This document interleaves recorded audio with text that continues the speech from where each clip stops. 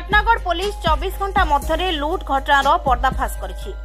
बलांगीर जिला पाटनागढ़ थाना अंतर्गत सालेपाली ठारे गत 14 तारिख में कर्लामाल गाँव पूर्णचंद्र कुंभार निज गाँव को जाउथबा समय सालेपाली ठारे छकी रहितबा किछि युवक पूर्णचंद्र को आक्रमण करी तांकठारु एक मोबाइल सह 5000 ऊर्ध्व टंका छड़ाई नहीं जाइतिले बोली पाटनागढ़ थाना रे एक अभियोग करथिले।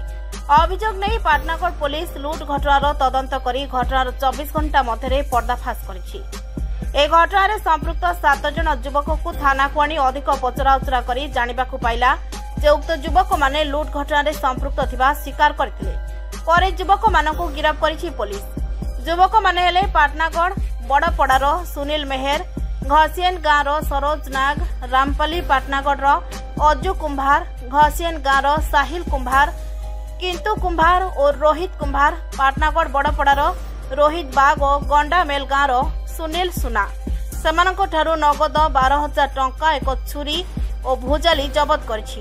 पाटनागढ़ पुलिस आसामी मानक विरुद्ध रे थाना रे एक मामला रुजु करी आज पाटनागढ़ कोर्ट चालान करिछि बोली पाटनागढ़ एसडीपीओ सदानंद पूजारी सूचना दैछंती। बलांगीर जिला टिटलागढ़ संतोष कुमार पटनायक रिपोर्ट श्रीक्षेत्र लाइव।